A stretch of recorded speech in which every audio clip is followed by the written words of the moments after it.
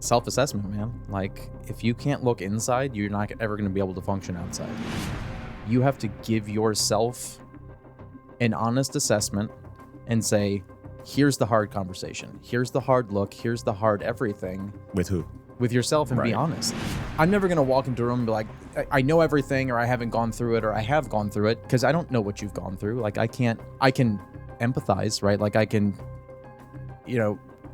a little bit connect with whatever you've gone through, but it's all individualized, right? Like, what you've done and what I've done could be similar. They're not the same because we're not the same person. But I will tell you that over time, we will find more similarities, but we have to be able to talk through those waves, those ebbs and flows, and find those connection points, right? And what I have chosen to do is go into this space from a positivity perspective.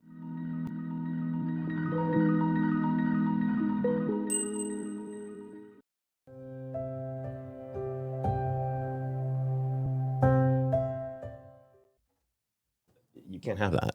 Well, right. It's the commercialization too. You have to say, hey, look, you have to take a stance as like an individual. You provide a service. You provide it in the best way that you know how. And if you have to join professional organizations where the professional organization is the one that tells you how to do it, maybe that's where you start.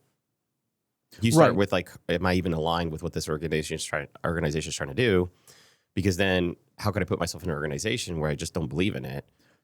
Correct. And that's why I said give the time to the time, right? Like, give your time to the start it. Just do it, because ultimately you're going to be happier. You might not have the reach that whatever organization A, B, or C does, but you're going to be infinitely more happy in your own environment, creating your own spaces with the people that best align with you, right? Like, you don't have to sacrifice any of that. You can continually amass people and bring them together so that they are supported by you, right? Like, and you support each other. You don't have to, I think there's just a lot more there. There's a lot more 100%. there that she hasn't discussed, or a lot more there that she has to process. I would love that conversation. That would probably be a massive conversation for people to like. Oh, no, 100%. And again, I'm using that as an example. Yeah. I don't know what she would want to talk about, because there's a lot. Like, her and I have had conversations on dozens of topics that we get really just deep connect on. us. I will. That'd be good. Connect us, and then we'll chat, and hopefully, again, we'll see what she has interest in discussing. But let's talk about you, because you came back, so I appreciate it. Yeah. Just what has happened since last time that we chatted that you really feel coming back on was a thing? I mean, lot. Your podcast, by the way, is the most seen so far out of all of mine. That's awesome. You're popular. I'm very popular, apparently. I don't know that a lot has happened, but I think my growth has come from wanting to be more present for what I'm trying to get out of my familial relationships, right? Like, over the last few years, I've tried to reconnect with my kids in a better way, because I know that there's a lot of outside influences, which we kind of touched on the last podcast. And although you and I may not agree on that there's nothing you can do, I do think that there's something you can do. Like, we've taken away their tablets. Like, that was something, a huge change for our household, that we took their tablets away, right? When you said that, I said there was nothing that you could do. What is that? Like, you have to, your context was you have to prepare them for now. You have to prepare them for the world that they're going to experience out Correct. there. Yeah. And I'm not trying to shelter them by any means, but I'm trying to shield them from too much of that influence that I don't think is going to lead them down the right path. I want to give them a childhood and then allow them to enter those spaces slower, right? I feel like we're just dropping. You're trickle dripping to them, right? Instead of them mainlining it. Yeah, I don't want them to drink from a fire hose, right? And that's kind of term that I've used recently is, the drinking from a fire hose analogy. Over the last, I don't know how long it's been, like a year, I've tried to find this space with one of my sons, because he and I had a weird relationship where it wasn't a lack of connection, but it was more like a fearful connection, right? Like, where he was. How did he come to see that? I don't know. And that's something that I've tried to process. Yeah, no, you and I have talked about, you have to be mindful, right? But it's Right. like, I don't feel like I treat the twins one different than the other. I don't have, preference over this or that. There has to be something, right? But I can't individually identify that. I can't.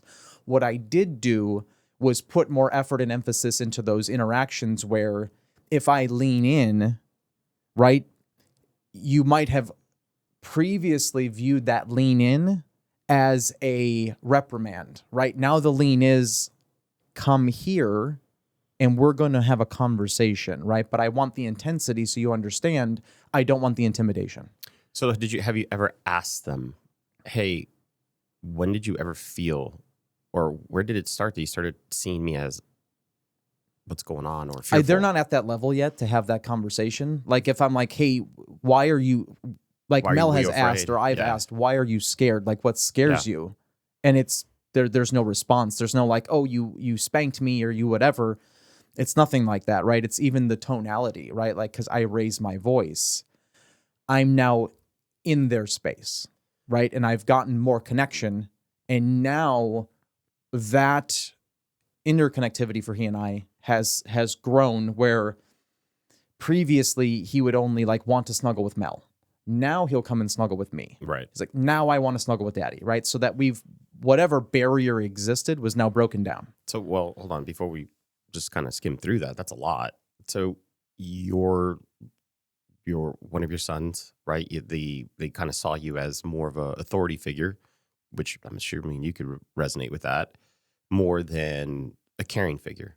And so then it became like mom's the caring figure, dad's kind of like the person that brings structure. Right. The authoritarian. Yeah, Yep. thank you. If you look at that and you say, okay, great. However, obviously, I'm always going to kind of think high level, just have a conversation. Of course, it's difficult with a child, right? Even for them to articulate like why. So you asked, they didn't have a response, but you still took it and said, hey, but I see it. They treat me differently. So even though if they can't tell me, I have to figure it out. So then I'm assuming what you did is draw your awareness to that and say, okay, great. What small, maybe mechanical changes, tonation, whatever that is that you started deciding, you must have done something and then it started changing, or you at least saw the shift in them. What do you think was the biggest thing that you did that you see a one-to-one result? So, because I think this is important. There was a person in my past that gave me really good advice before I had the kids. And he's like, never intimidate your children, right? And what did they mean by that? His example, so in that conversation, which probably lasted 45 minutes, an hour, he gave a really great example of his interactions with an athlete. So the athlete was like, call him 6'6", 6'7", right? So in that interaction, that athlete was giving him advice to where he's like, don't intimidate your children. Just understand that when you have a 2-foot tall child and you're 6 foot, there's 3 times, right? So just picture you having a conversation with an 18-foot tall person. How scary would that be? Yeah. Because you're not thinking of scale, right? You're thinking of, you're just a human, right? You think about where your current mind frame is. Right. Yeah. You're not looking at the scale comparative to where you would be if you were having that conversation. It would be a giant. Yeah. And he's like, it always resonated with me. He's like, so I'm sharing that with you because I want you to have that mentality, right? Like you carry yourself with authority and it's something that you're going to struggle with, right? I'm like, oh no, 100%, right? And he's like, and don't manage your kids. Give them individual time. So I've always done well at giving them their individualities. Like one is a little bit more reserved and guarded. One is more outgoing. Like he's the risk taker. He will jump off the deep end and not care that he can't swim. He'll just jump in the pool and that's it. He'll figure it out. Or the other one's like, I'm gonna go stand on the stairs because it's water and it's wet and I don't want to be in there. Right? I don't know the unknown. The other one's analytical. So when you get into those environments, like I've always given them their individualities. So that has always been really easy for me. It's the other side where it's like I have to manage me. So the way I took all of this was to meet them where they're at, right? Where I felt the whole time I was treating them as individuals, but from my perspective, similarly, I discipline them the same. I connect with them the same. I had to find a better way to connect with Garrison in a way that was more softer, I suppose. Again, in still keeping my directness, because it's not that I don't want to be viewed as an authoritarian. I do want to be viewed as a confidant. And that is where I think I've been trying to bridge the gap for him, is the connection of, I want you to trust me. I want you to have confidence in my ability to support you and not just manage you or be the disciplinarian. What did that take from you, though? Calm, right? Like, No, but what changes? What changes did you have to look within yourself? That pause, right? Like, you have to pause, right? Like, you can't give yourself that emotion in the moment, right? Like, you can't react immediately. Like, you have to give it a second, right? Where it's like, don't do that. They're children. They're 6-year-olds, 5 and 6-year-olds. They just turned 6, right? So like, you're telling them the no's, and I don't want to always be the no person either, right? Because they hear no all day, and I'm very, very, very much aware of, like, the no is probably more negative than it is positive, even though it's protecting them. They have to have the ability to make the bad decision too. So I've tried to give them even that space where it's like, hi, we're not going to do that today. We have to do this better. Now I just let them, go through the interaction and touch the hot pot and just stand there and be there for them when they touch the hot pot. I told you not to grab the spoon. The spoon was hot. Do you feel like there's something important there, how you respond to, like, let's say what you consider failures with your kids? Do you think that's important? For sure, like, a lot of whatever, I'm very much a trauma person. Like, all of my childhood trauma has been projected onto my kids. And now that I'm very aware of that, it's not fixing. There's no fixing, right? There's none. Now you have to build. What do you mean by fixing? I can't go back and take away any of the behaviors that I've projected onto them, any of the things that you've I've already said. passed on. Correct. Anything that's there is there. Now the acknowledgement happened. I'm like, okay, I know what I did. Not necessarily to the extent of I can identify it. I just know that I've done something that I probably shouldn't have. I've passed that trauma along. Now, how do I correct it moving forward and build a better foundation on top of, or build the house on the foundation that I've already built, right? That foundation probably wasn't the best foundation, but now I need to find a way to build a better house on top of it. And that's what this was finding that calmness, finding that soft approach that's still stern to say, I want to connect with you, but you have to listen. So I bring myself to their level, right? I don't want to be the overbearing. I want to be the connection. So what does that look like physically? Do you actually, like, I will down? kneel down. Okay. I'll bend down. I'll bring them close again, because I still want that intensity. I want them to understand the intensity and the seriousness, but I want them to engage in the conversation, right? Where now I felt like before the discipline happened, and I would go and walk away and conduct myself, right? If I'm like, hey, don't do that. Yeah. And there's no follow-up. Now, instead of it being a correction, the follow-up is the engagement. You have to respond and talk, right? We have to have a conversation. And that's where I think we've built better relationships, where I've been able to sit down and actually talk to you for, I don't know, 5 minutes, 6 minutes, because now we're talking through what happened. Do you really understand?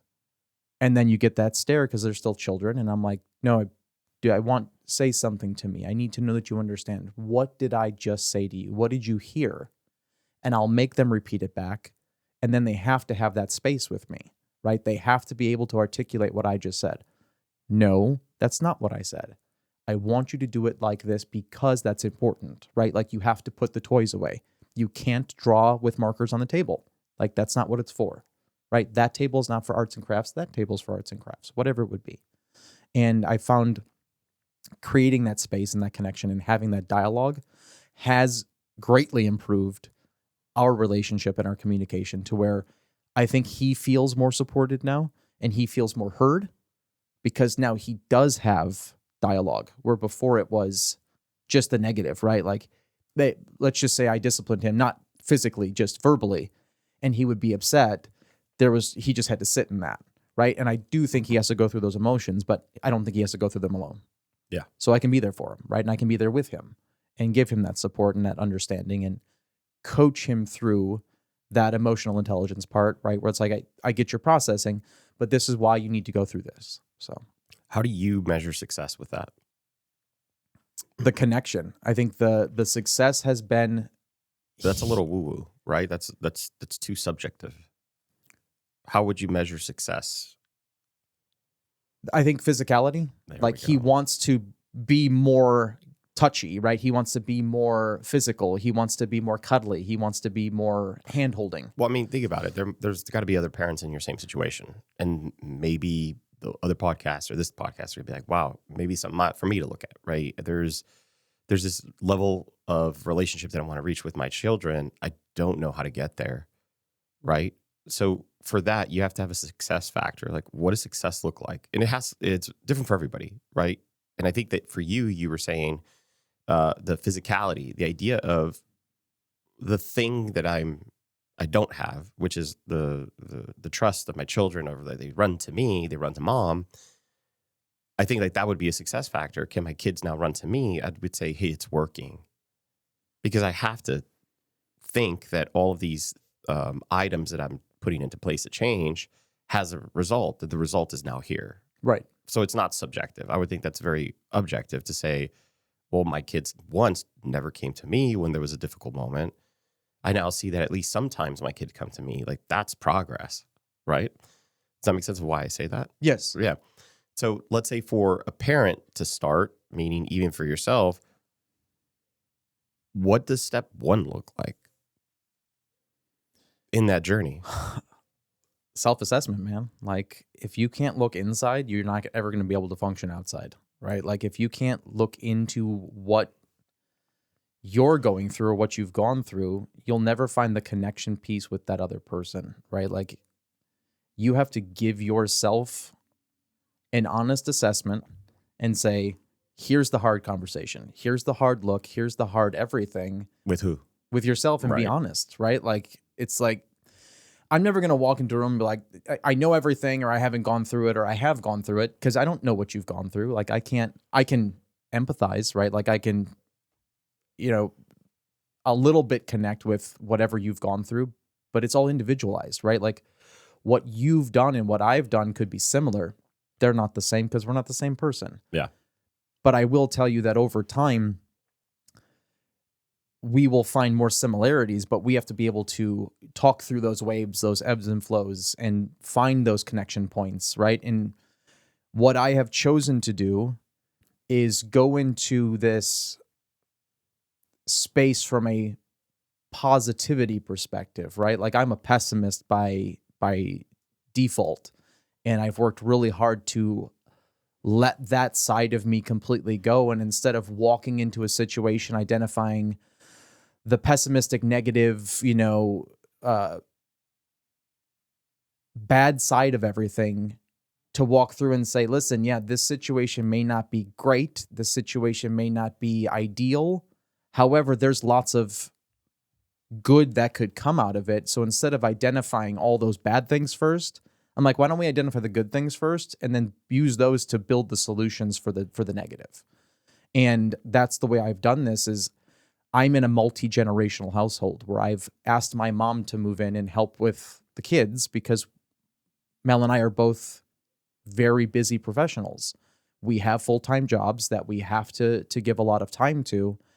And I know that the generational trauma that I have with her, with my mom, exists, and I have to, on a daily basis, make sure that I'm not making that more known than it already is, or making it more exaggerative than it already is. I have to pause even when I'm having those conversations, because it's the way that I would approach her, right? I can't expect my kids to approach me any differently than I'd approach her, regardless of that we're adults, regardless of the level of respect I do or I don't have, right? Regardless of the biases that I have. I don't want them to assimilate those behaviors. I don't want them to necessarily take on those biases that I have and think that behavior is okay to give to me or to Mel or to anybody else. So when you say generational trauma, what do you mean by that? So if I have a bad, I was spanked as a child, heavily spanked as a child, right? Like I wouldn't go as far as to say that I was, beaten to an inch of my life, but I was, spanked with spoons and belts and things like that. Where if I have that mentality towards my kids, I'm projecting that onto them, right? So in my head, if I spank them, at least I'm not doing that, right? So what I did is okay. I spanked them on the butt and that's fine. We touched on this last time. It's not okay. I don't do that any longer, right? But that trauma is still there.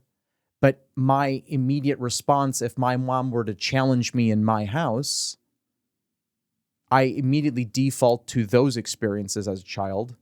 That energy comes out and I respond towards her in the same way that I would have as if I was a child. So what I hear is two versions of generational trauma.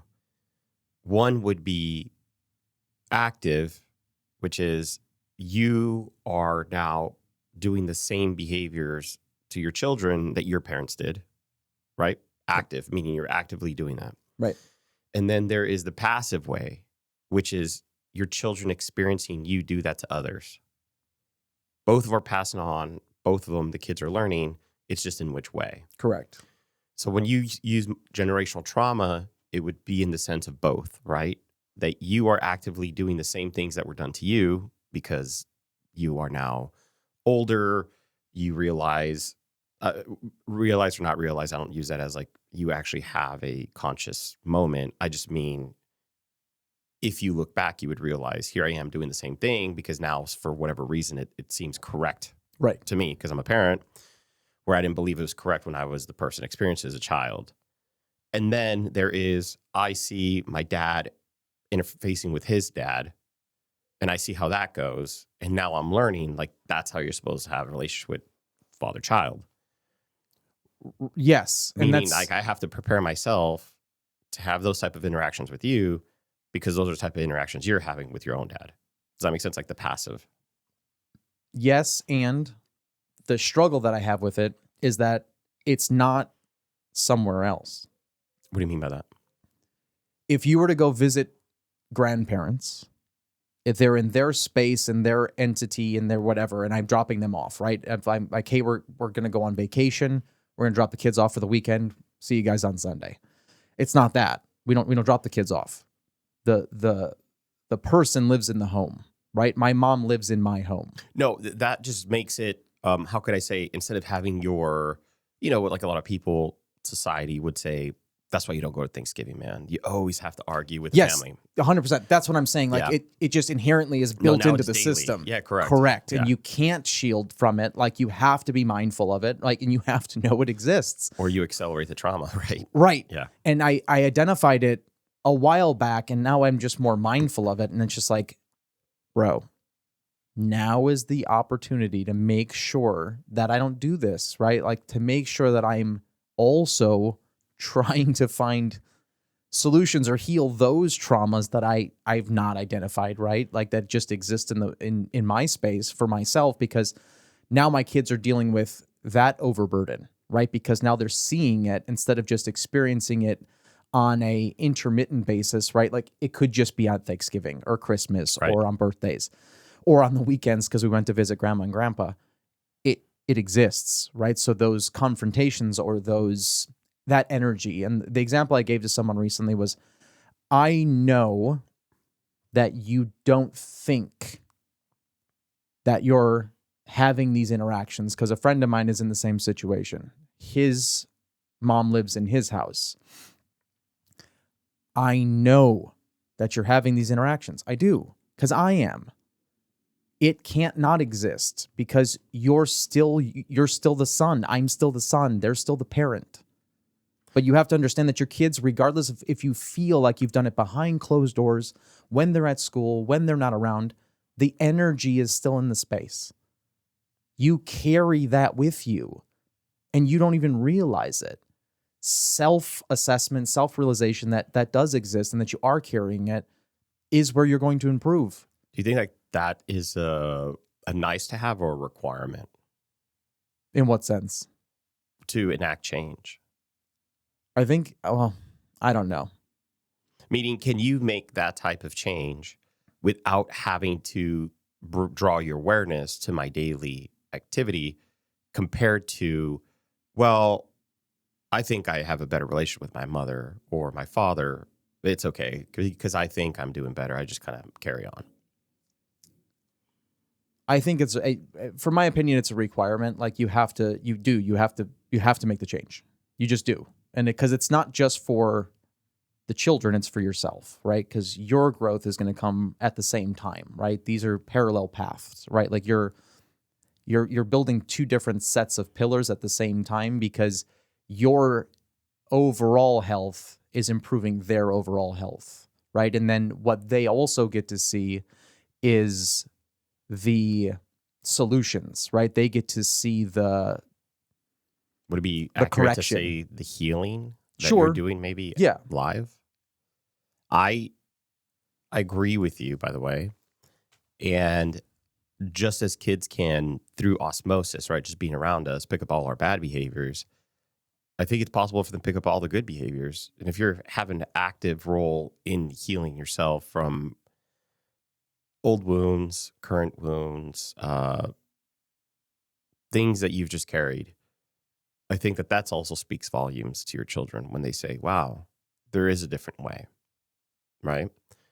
The reason why I think this subject matter specifically was important to discuss was because how else do children know if your parents are toxic? I had a super toxic relationship.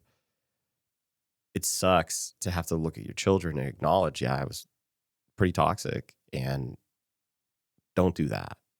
But isn't that what it seems like every parent says? Yeah, I had my opportunity. Don't do that.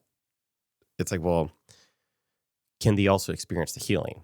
It's like, yeah, you did something wrong, but what does better look like? Because I don't want to say right, like from a specific of right and wrong, but you would say that sort of behavior is, I don't want it to define me.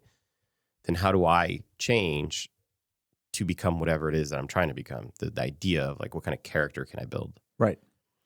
Without that, your child leaves the house and leaves with the idea that's normal. So I should find somebody that treats me like that. Or the inverse, they happen to find a very healthy, communicative person, and then they meet and they're like, who's this alien? They don't love me. They don't even yell at me. Right. They don't run after me when I storm out. Right? Those two things happen. And I don't think a lot of parents take a moment to think about that. It's like you're preparing your child for that type of relationship. What kind of relationship do you want them to have? If you hate your relationship, how can you as a parent, without taking ownership, say it's okay? You can't. You have to look at that situation first, say, what role am I playing in this? And then it sucks because you have to deal with whatever emotions come up about the realization. How many years in are you doing that? It sucks for me when I think back. It sucks. I really wish I had the tools to be able to at least minimize.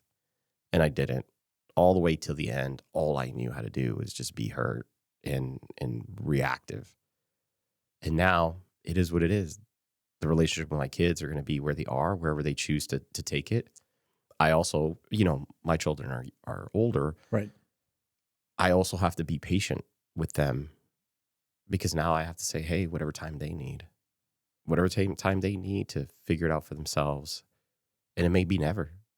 And I want parents to hear this. It could be never, that your children never come around you again.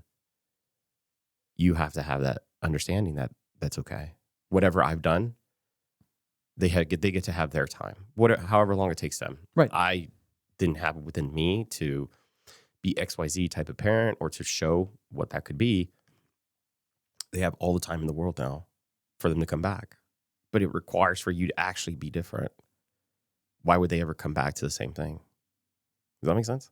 It does. And I think, it was one of the, it was Gabor, that podcast I shared with you, when he was like, how would you feel if, your kids were bullied and they didn't come to you? And, it was kind of like you have to really take that on and assimilate that kind of thought process where it was like, I would be hurt if my kids didn't feel enough comfort in me or enough confidence in me or enough trust in me to come and confide in me in those moments to where it's like, hey, these things are happening, or hey, I feel this a certain way, or whatever it is.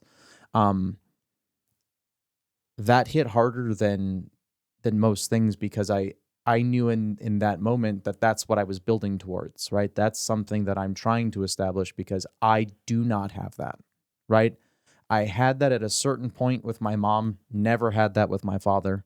And in those moments, I'm like, I wish I had that with both parents, right? I just wish I had that level of trust for people that were, directly responsible for me.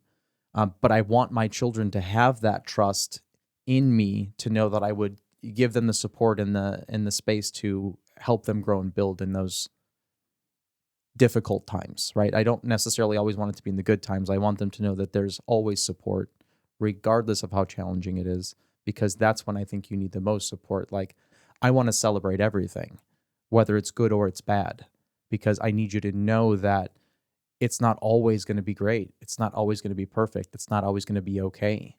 But just know that there's always a way out of it, and mental health aside, like, I don't want them to grow up thinking that there's no escaping the negativity.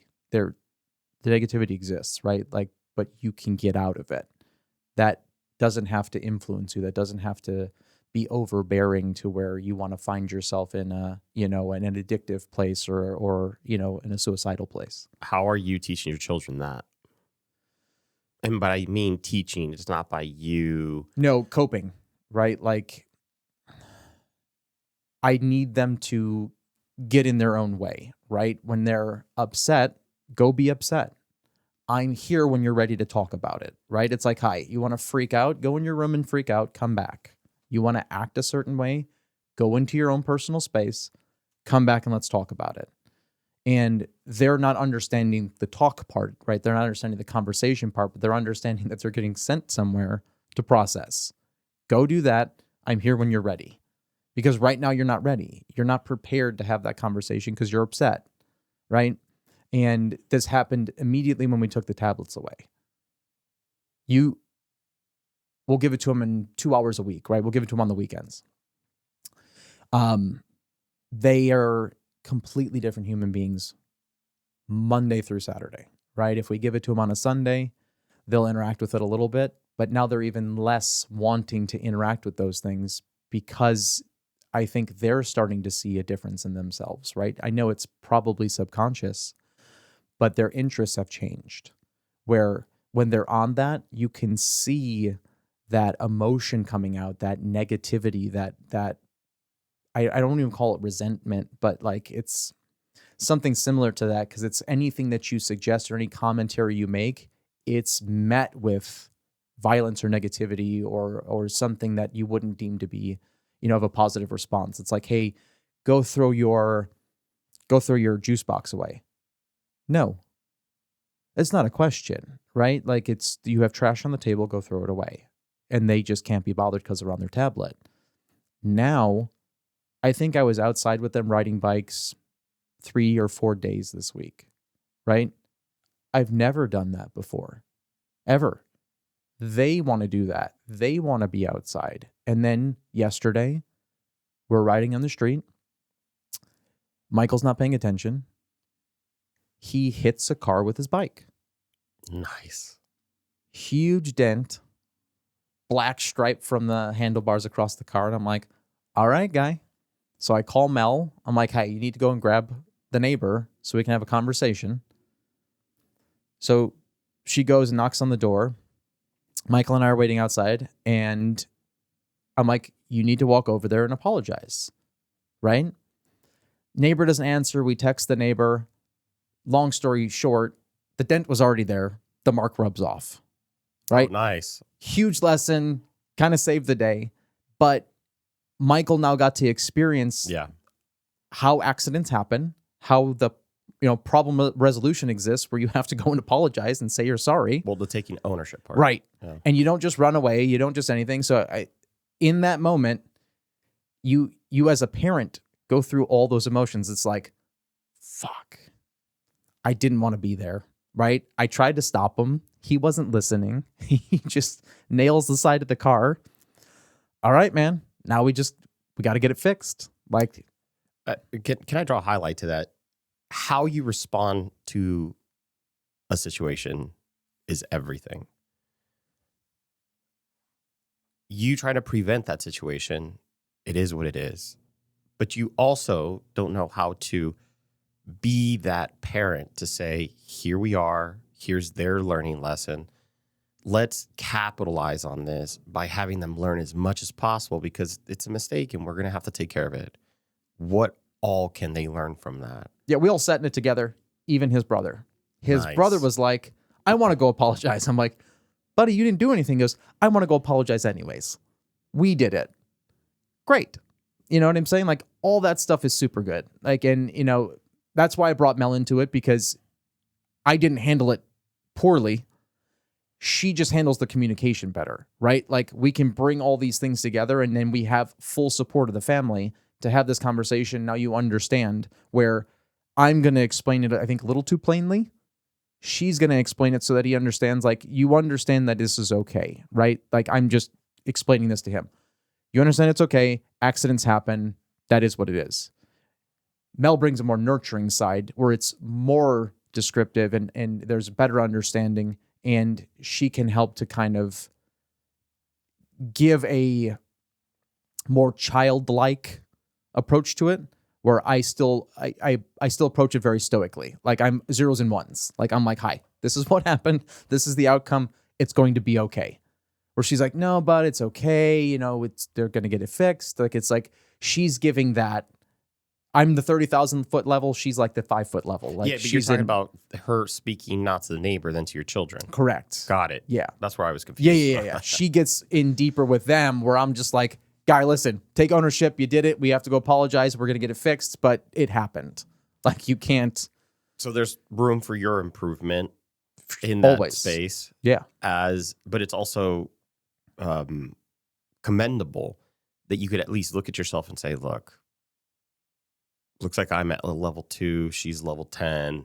Oh, let me tap you in. Like, can you show me how this is done so I will can learn? Always call in the support when it's needed, right? Good. Like, I have no issue. I am very humble that way, where it's like, I know where my gaps are and I know how to shore up those spaces so that I'm giving the best of me and they're getting the best of the experience, right? Like, it's.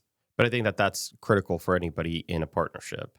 Yes. That you have to know your weaknesses and your strengths. Correct. And it's not bad to rely on your partner to learn, specifically if you can acknowledge them for doing something better.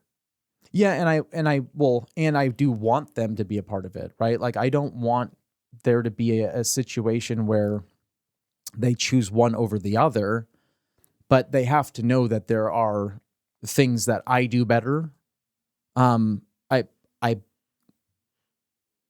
I'm better at a scooter than Mel is.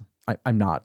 She's more athletic than I am. Right. Right. But, like, she is the athlete. They're not going to come to me to play basketball, to go to Mel to play basketball. That's not what I do. But immediately, if we're in the house, I want to make hamburgers today.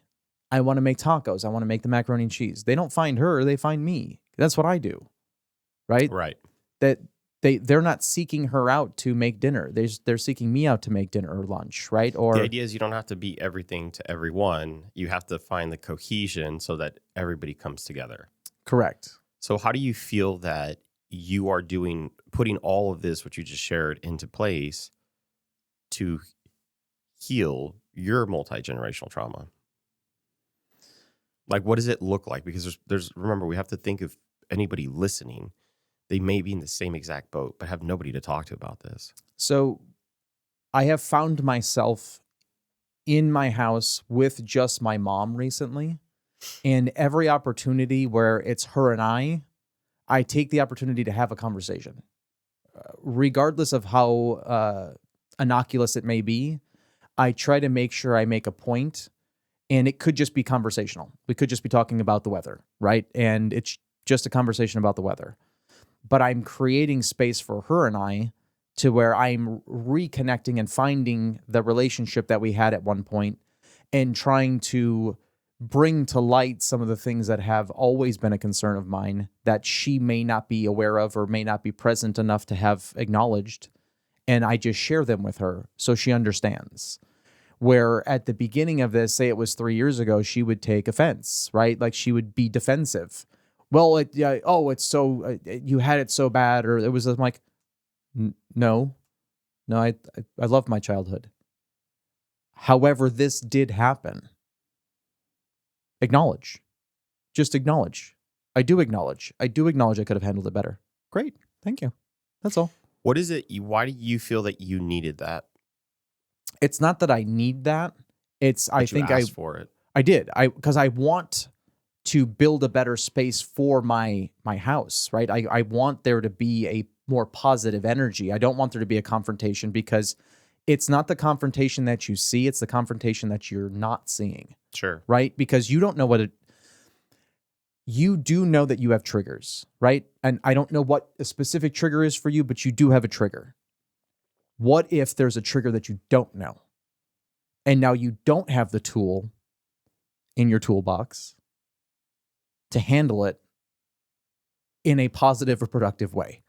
And then that thing happens and you're triggered and you just go off the deep end, and it's in a room full of people. And it's just like, that was a room full of my kids. That really sucked.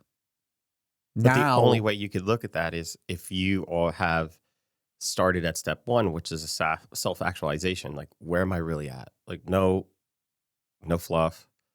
No, well, you had it rough. It's like time to be real. Look at things objectively. Where are you at? So let me share something. Not necessarily in line with this, but in line with this. So my sister-in-law is going through a reclassification of her job, where in her HR career, she's very new, but her company's eliminating that position. They're going AI based. So they're having conversations with my mom, which I'm only hearing third hand because she talks on speakerphone. I don't get involved. I give my mom some feedback. I said, hey, do me a favor. Please have a conversation with them in support, not just in listening, right? Like, you listening is great. You being the sounding board, amazing. You've done this a few times before, and I think she said 3 times. The third time, I just chose to not stay with the company, right? They've always offered me a position after they've eliminated my position, but she did it once with her previous company and twice with her last company before she came to live with us. And I said, can you give them the advice of, instead of looking at the thing in front of them and how awful and negative it is, look at there are other options. Why did you feel you had to give that feedback to your mom? Because she's not that type of person where she's not going to share her knowledge. She's not going to be available to people because she doesn't want to feel like she's, I don't want to say influencing, but she just doesn't want to get involved. Where I'm like, you have really good knowledge to share. Do them a favor. Not you. Do them a favor. Go to them and say, hey, just so you know, I've lived through this. This is how I experienced it. And these are the learnings that I got from it, because it might be super important to them. It might be really impactful to their day for you to share a little bit of that, and that it's going to be a more positive outcome. So, question to you. How do you think you could have done that or said that differently, with the idea that if she knew all of these things about herself, that she would share them? I don't know. Do you understand the question? Yes. That's what you saw. Right. So you said, hey, I see all these things, point. I connected the dots in me. Because I connected those dots, that's why I'm telling you this. These are the dots I connected.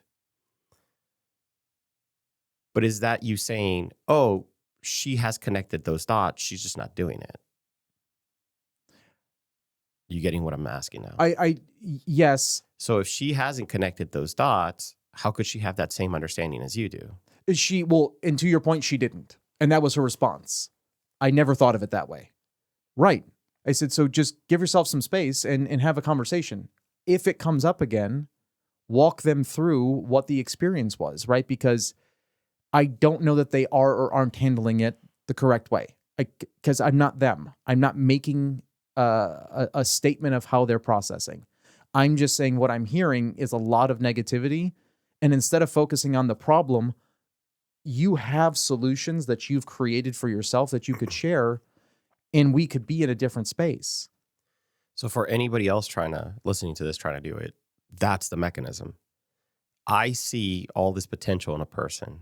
These are the key potentials that I understand. Let me get them to see that. How? Do you understand that you've done this? Do you understand you're really good at that? Like, take each point. And then at the end, you got to finish by, this is why I think that you could do X, Y, Z. Connect them for them, as obviously you did, so that they could see the value in it. Because then there is the self-actualization instead of, what a piece of shit. Why do you always come talk down to me about what I should do? Why is it that you think that you always know best? Right. I hear that. I'm sure you hear that a lot. It's not that I know best. I see these points that I think are important. And if I connect them, this is what I see for you. Right. Does that make sense? It does. Okay. Yeah. And in those moments where I'm not trying to, also to that point, I don't want to be her parent either. Right. Like I want to be there to support. So it's a good point that you're bringing up. What kind of relationship do you create with your parent when you're interested in healing the past? I have chosen. I want you to take a moment to think about this, because it's important, because you're going to share your perspective on that. Yeah. And I've thought about this a lot, and that's where I think we were kind of touching on it. It's where I've eliminated the confrontation, right? Like, I've chosen to not be confrontational. I am a confrontational human. That's your approach. Yes. I'm saying what kind of relationship. So this is what I meant. I want you to think about it. Can I share? Yeah. Okay. When I did this exercise, I shared on another podcast that, that I had to do something with my mom to be able to achieve, trying to flip the page, right? And in that other podcast, for some reason, super emotional. My emotions came up, couldn't understand it. I just had to process them, right? So for anybody else that watches that, I hope you do that. Watch it, understand that I'm experiencing emotion, and there's nothing wrong with that. Just allow yourself to experience it, because you need to get to the other side of them. And for whatever reason, that one moment in time, it just hit. But the reason I say this beyond experiencing the emotion is that I don't know why I didn't actually experience that much emotion when I was really trying to think about this, when I was sitting in my shit and saying, look, what does that relationship look like? I have to be honest to myself. What would that relationship look like for me to realize that we can work together? So it's not, here's what I would love to happen. No, that's too many things aligning. You have to go to the bottom end of that. What is the minimum that I'm willing to accept to continue down this path? I have to understand what the minimum viable thing is for me to continue to provide that investment. Right. So I sat there, and when I really thought about it, because remember, I don't know what the love of a mom feels like. I don't know what it feels like to feel safe in somebody's arms. Right. Again, it just wasn't written in my stars, right? So if I said, if that's my highest level of I would love to experience that, I take that down and I say, well, what's the minimum I'm willing to receive in this? If they could just be a good person, that's it. A genuine friend, a person that you would come to and that you knew they cared, that whatever input they gave you was the best that they could come up with. Not that you agree, just the best that you could see they tried. Right. I asked you something, you took a moment to think about it, whatever came back, even I'm that's fucking retarded. I can't hear that. It's the best that they gave. You know what? Thank you, Matt. You tried. You did exactly what the minimum I needed. I can continue in every interaction is what I'm saying. So when I thought of that and I said, if that's the minimum that I have to accept, that I'm willing to, that's okay. That's more than I could ever have an expectation on a person because it's the minimum. I can go now. I have a very clear understanding of where I'm going when I want to heal this relationship. And again, back not in my written in my book, she just wasn't unable to do that. She didn't know how. And maybe I didn't have enough skill set at the time to do it.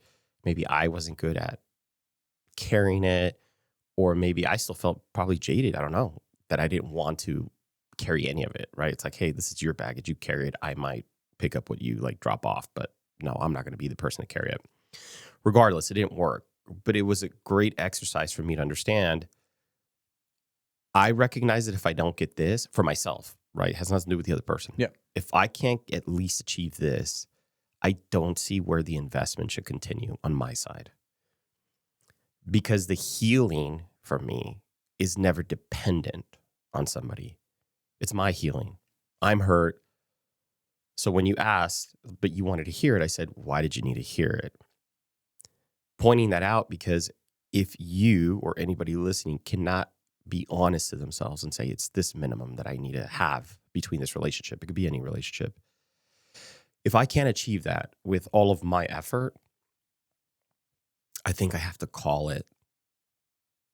Once I've given it my all to achieve this minimum and I'm not getting it, it's not in my stars. I can't write that book without you. So now I have to take that energy and work internally and say, I get it. I talked to Matt about the thing that we disagreed on. He was unwilling to meet me at the minimum. Okay, I'm going to try again. Okay, no, I'm going to try again. No, I think that's enough. I now have to look and be like, how am I going to heal that thing that I feel with Matt, without Matt? I have to just heal it. What understandings do I have to have about Matt? What do I need to know about him in person? What do I need to understand about what happened between us? What is it that I can take away from this to grow? If I can't do that for myself, that's the healing part. It can't be dependent on you being to like co-heal it, because it's unfortunately it's just not something that's always going to happen. Right. For the lucky few that do and have that other person see value in it, slowly, as you've done with your children, right, that you just shared, that's when you realize, wow, where do we take it from here? Because it's almost like an accelerator, right? Because like you and I now are in this, where can our relationship go?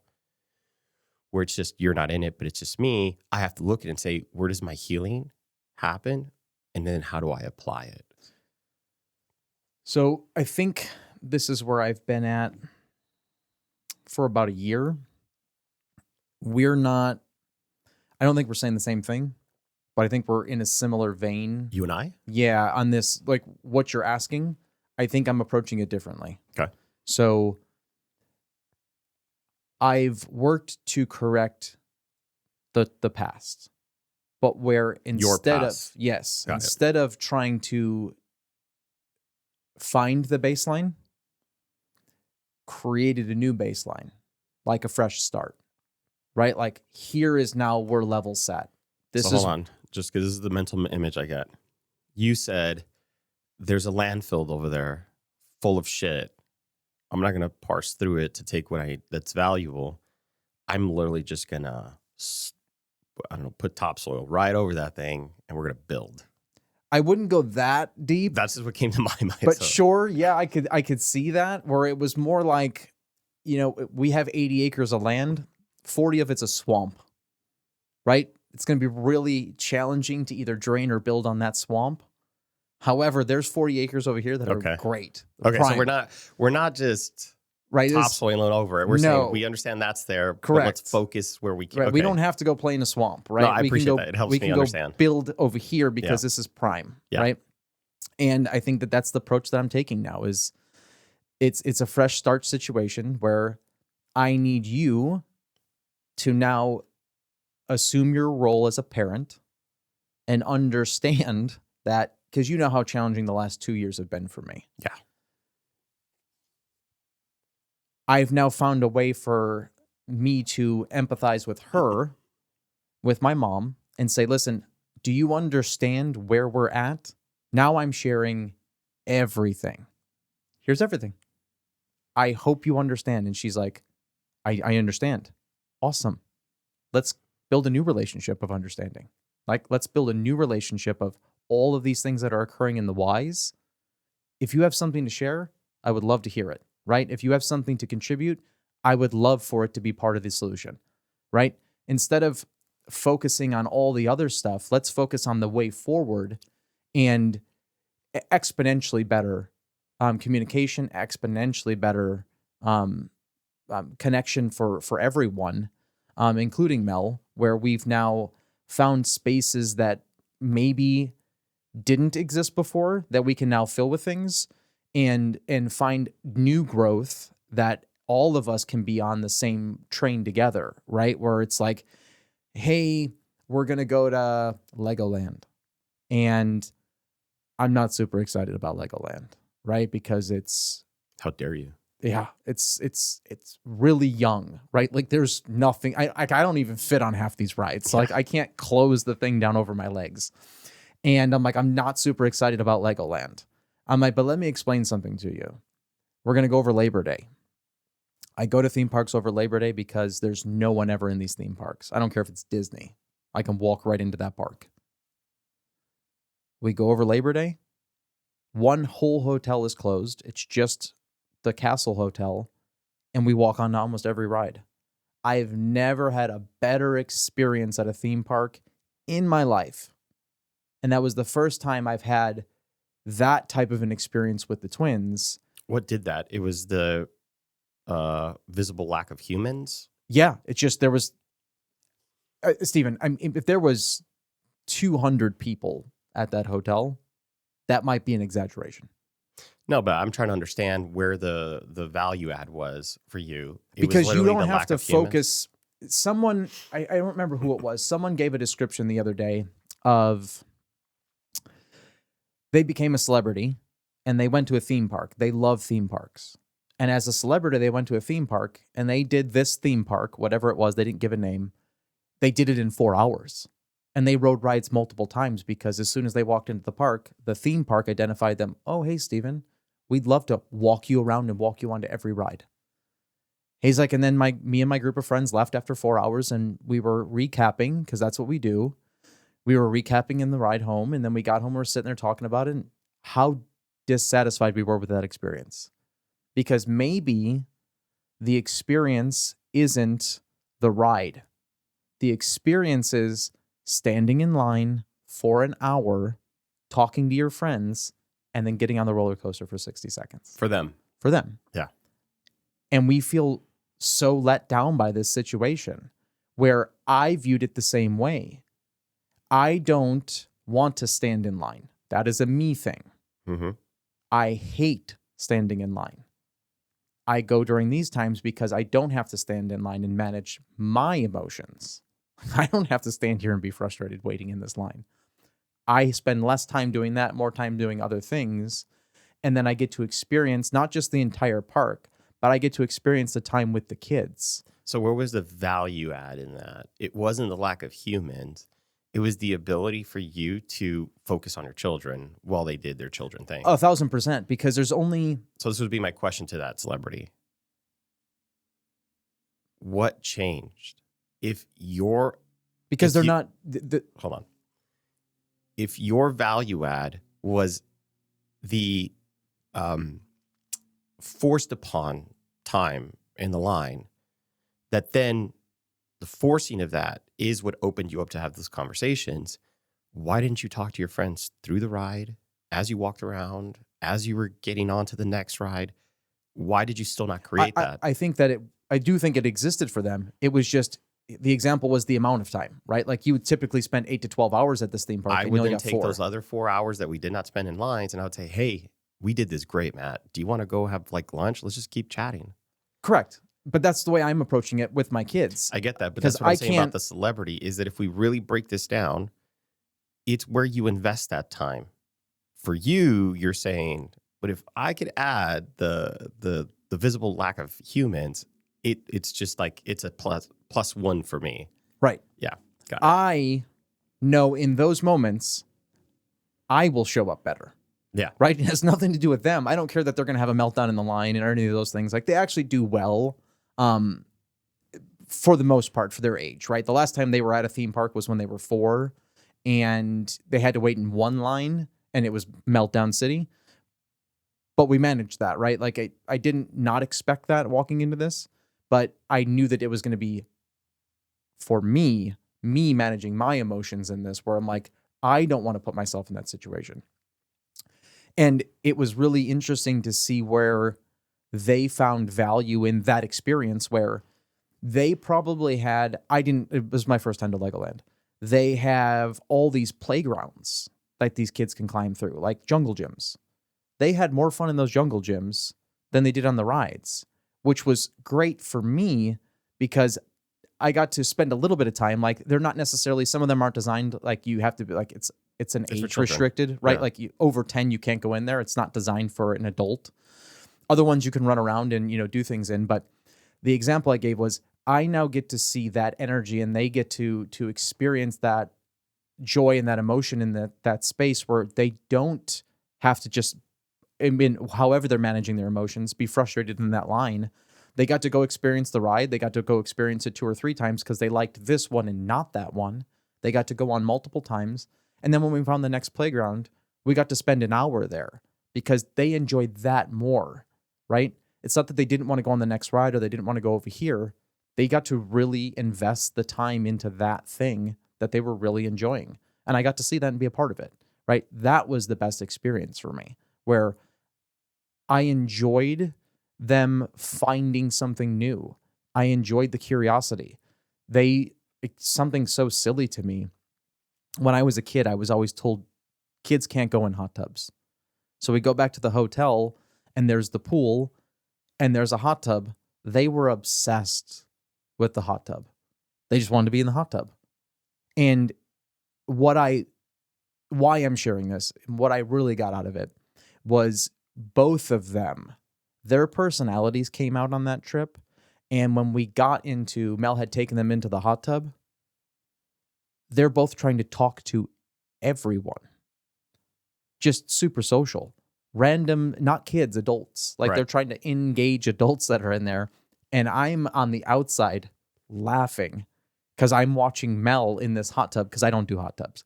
Neither does Mel, but she by default is that person. So she has to go sit in there with these kids, and they're in there asking all kinds of crazy questions. This is my mom, like all those, childish engagements. But it was just so innocent, so humbling to see them find that space and just be really comfortable in it, right? Like, that was not what I ever envisioned ever happening. But they found so much comfort in that hot tub. They just wanted to go back and keep talking to all these people. So why was that so impactful for you?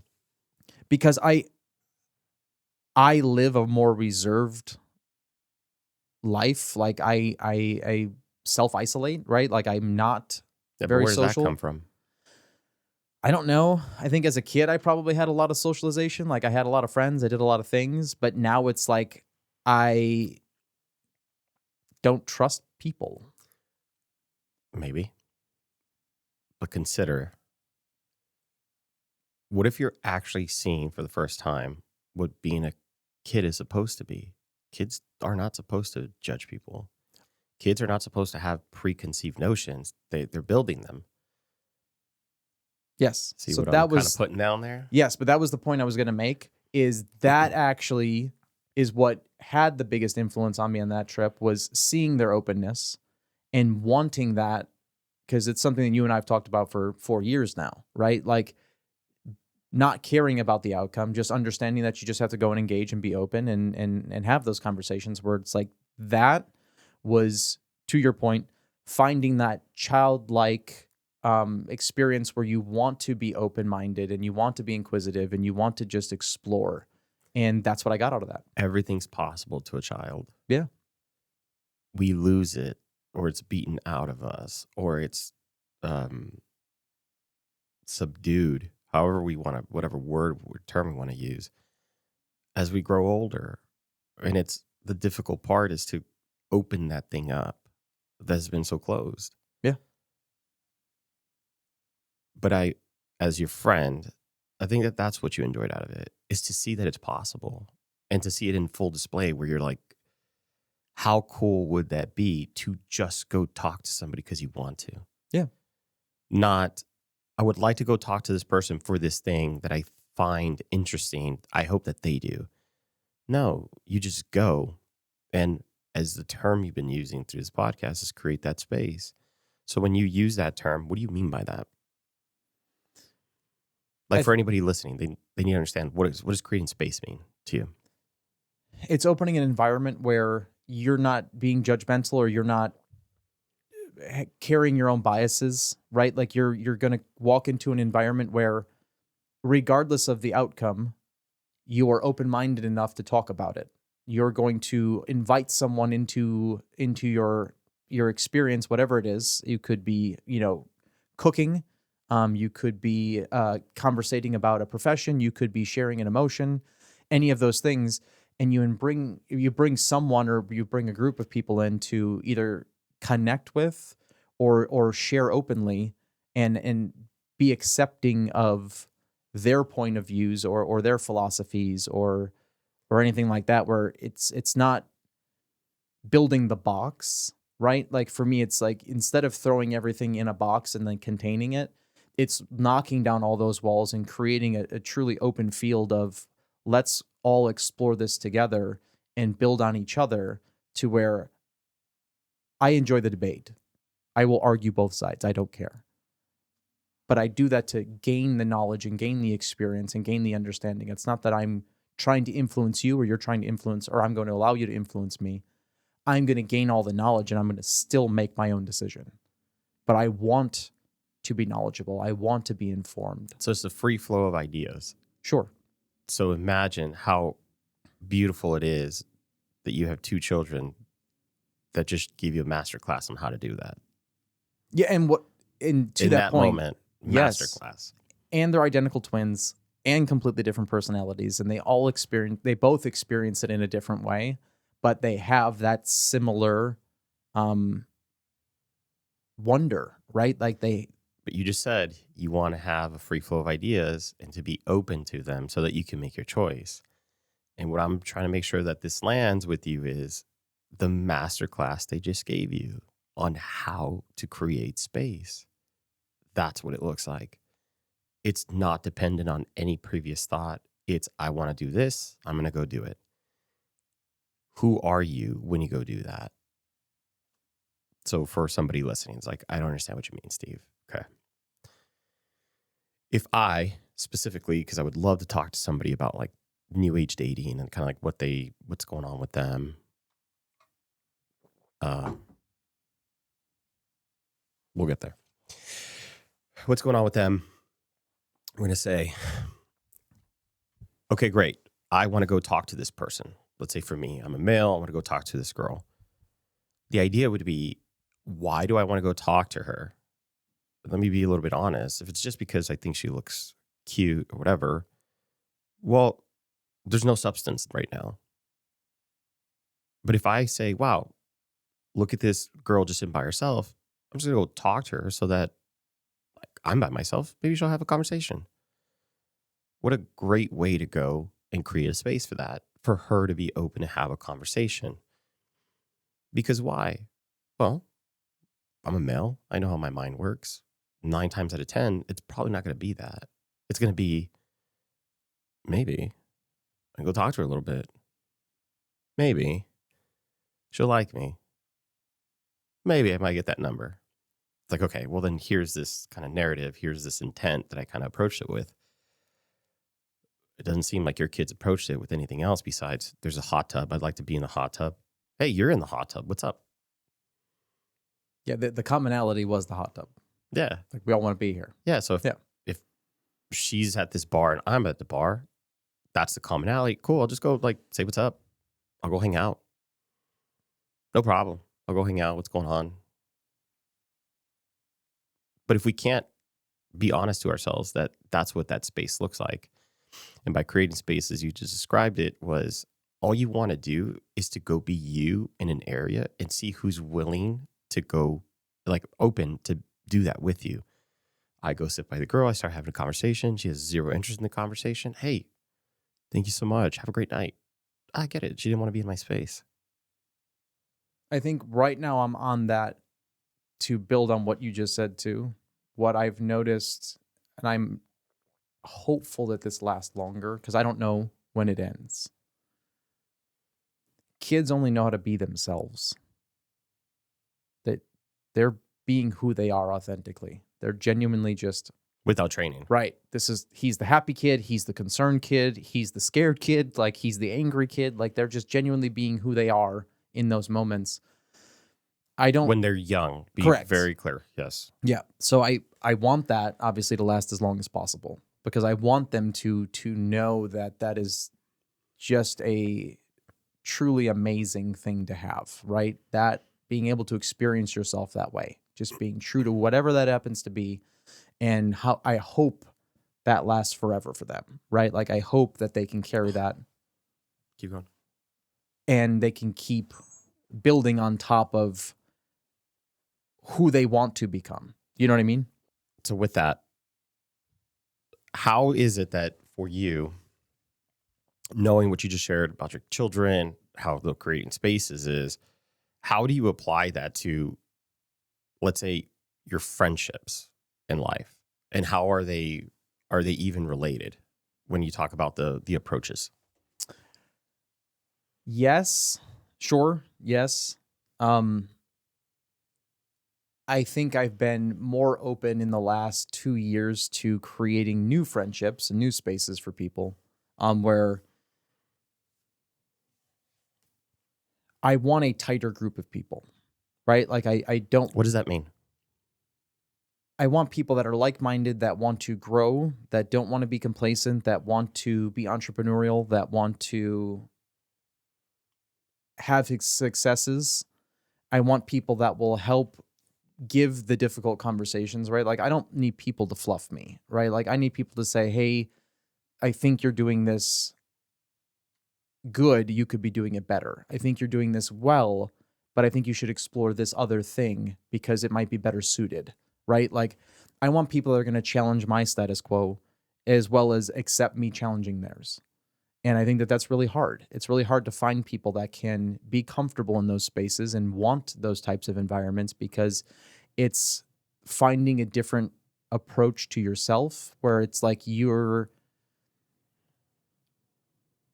finding acceptance and not being confrontational or combative and finding a defensive position where it's like, I have to take the criticism, I have to take the evaluation and process it. Whether or not I choose to agree with it is irrelevant. I have to take the feedback. And You don't have to take the feedback as it's forced on you. You're open to receiving it. Correct. Okay. Yeah. And that's the type of person that I'm looking for, right? And maybe I want 100 of those people around me. Maybe I want 10 of those people around me. And I don't know what that looks like. But now I'm not actively seeking, but now I'm actively seeking people that want to be a part of that, right? Like where it's like, if I sit down and have a conversation with you and I share something, I'm like, hey, this is where I'm looking to go. This is how I'm looking to engage and interact. And this is how I'm willing to share. How does that sound to you? And you're like, that sounds great, man. I would love to be part of that. Awesome. Come roll through. Like, let's go sit down. Let's go have lunch. Let's go have dinner. I obviously I don't drink, but let's go have cocktails. And we can just share those spaces and find connection. Or it's like, hey, I want to have brunch at my house. Come over for brunch. I want you to meet everyone, right? You're really good at doing that. I'm not good at doing that. I've been trying to be better at that, right? Where I want to save that space for people or please come over, please share in the group, and hopefully we can all assimilate together and we can make this something really amazing. So what are you noticing as you do this with, like, as you've been shifting yourself and how you approach things, maybe how you do certain things? What are you noticing about your friend group and how those dynamics have shifted? I don't want to say that the communication across the board has improved, but where I've noticed is when I've chosen to communicate better. Hey, Steven, like, listen, this is what I'm looking for. This is what I'm looking for. I'm not getting that from this right now. So it's just, I need you to know that I'm not asking you to meet me where I'm at. And this is actual conversations. I need you to know that this is where I'm progressing. I hope you can come along with that. Right. And then there was a period of time where I may not have talked to you. We went for 3 months and we just didn't talk. And then it was all of a sudden like, well, hey man, like I would really like some time. Great. What do you want to do? Well, yeah, I've really been thinking about that last conversation we had. Awesome. What'd you think about? Well, I want more connection and I want this. Great. How do you want to do that? How are we going to get there? Well, I was thinking, maybe come to brunch. Awesome. Yeah, come to brunch. You show up for brunch and you are open, right? You are having those conversations. You are seeking out those interactions and those engagements. And it's like, great, I'd love to have that more with you, right? And now I'm giving you more time because I know that you're willing to accept it, right? I know that you're open to that experience. Where there's other people that are just like, you want to walk in and you're negative. You want to walk in and you don't have anything to contribute to the overall solutions of, again, we're not solving world problems here, guys. We're just talking through things, right? I just have family problems, and I'm having a challenging time with my son. He wants to leave trash all over the car. He left chicken bones in the door frame the other day, right? Like, and I'm just like, where? I told Mel, I said, where do we go wrong? Like, our kids are leaving chicken bones in the car door. I'm like, I don't know what we did, and she's like, we didn't do anything wrong, like nothing. It's just that is who they are. I'm like, yeah, no, I get it. I was more joking, but I'm just like, can I share in that with someone, right? Like, can you, empathize with that a little bit? And it's like, yeah, man, I'm living that too. Great, let's talk about it. And there are other people that just want to sit there, right? And I'm okay with that, but that's not what I'm personally looking for. So if that's the space you're trying to hold, great.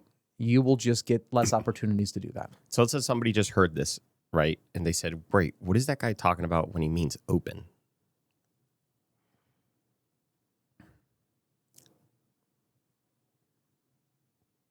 I don't have a good way to describe that right now. Can I try to support you? Sure.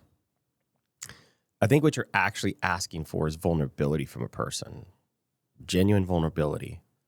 Because if that person enters your space being open, which is really vulnerable, they're willing to share, like, you know what?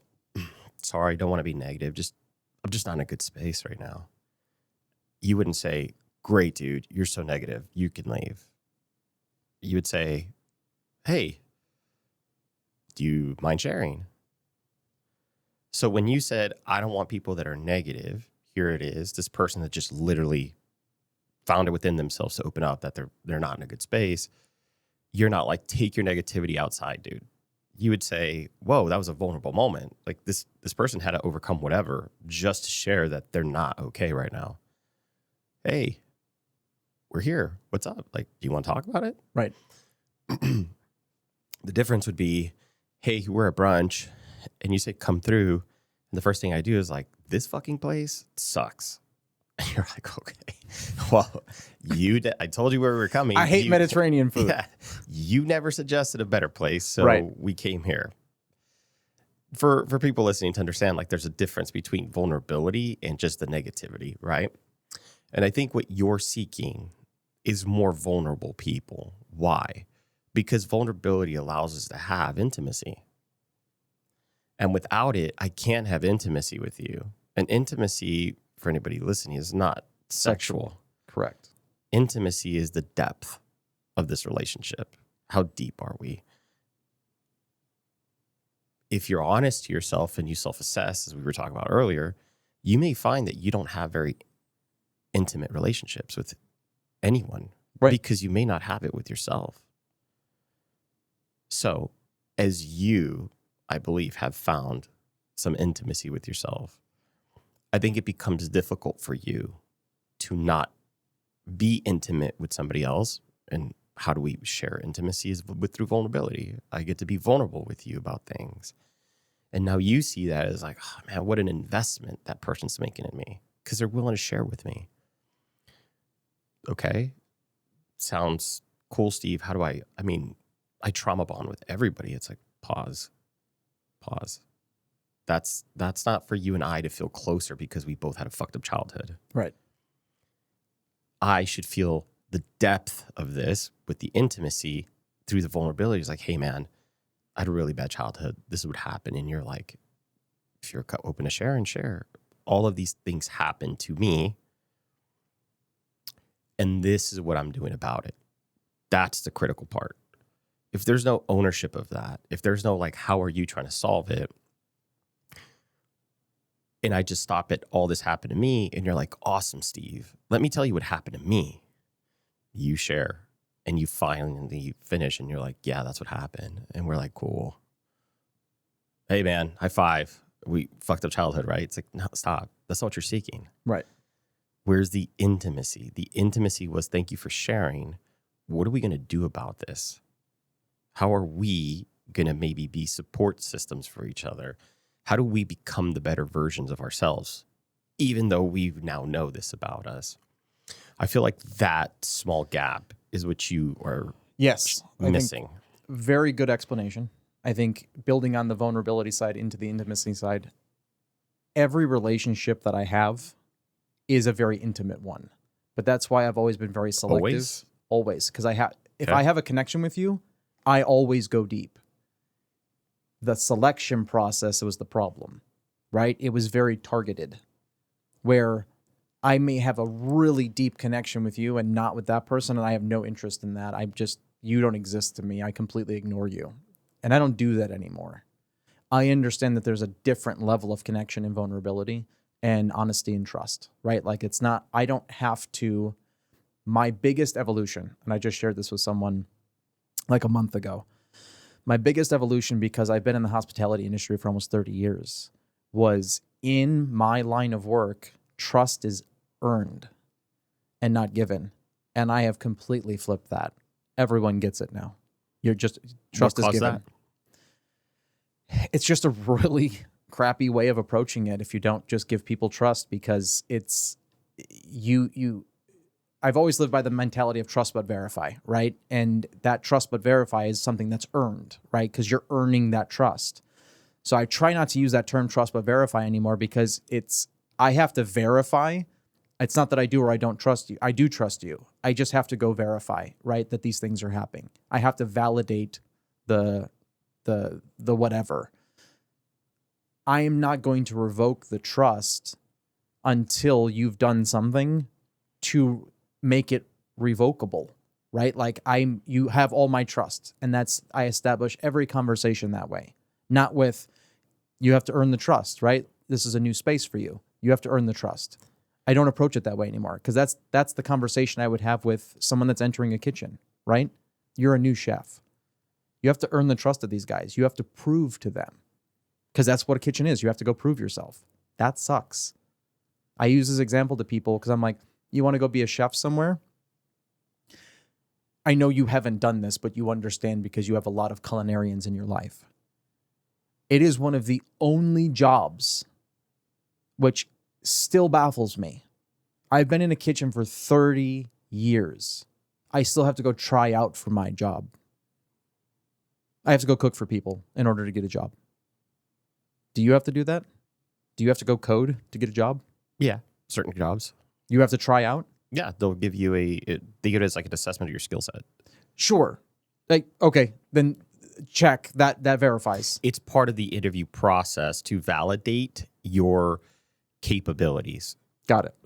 And usually employers that do that is because they've made bad hires and said, you know what, we should be smarter.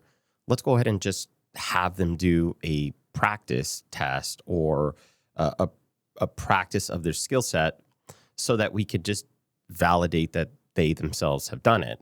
You know, in engineering jobs, like high-end coding, that's all they have to do a bunch of stuff. Right. You know, so yeah. So I've always been frustrated with doing a tasting for a culinary job. It's not because I lack the ability to cook. The sample set I'm giving you is the 5 things that I've cooked 100 times and they're going to be perfect, right? That has nothing to do with my soft skills.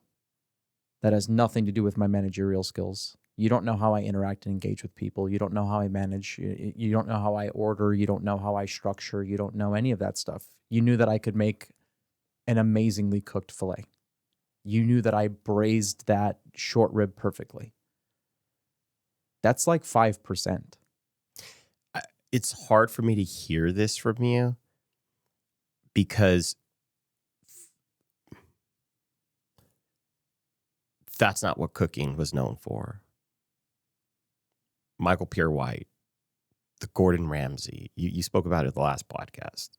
Hard-ass chefs that all they knew was to rule with an iron fist.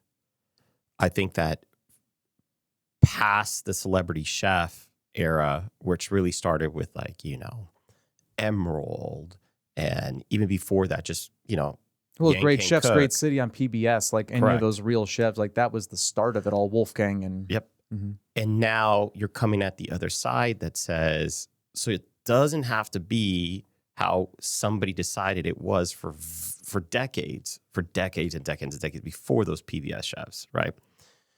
So what you're now saying is, look, I think we need to start measuring or have some sort of way of measurement of all these additional collective skill sets on top of this one to know, is this the best way to run that kitchen?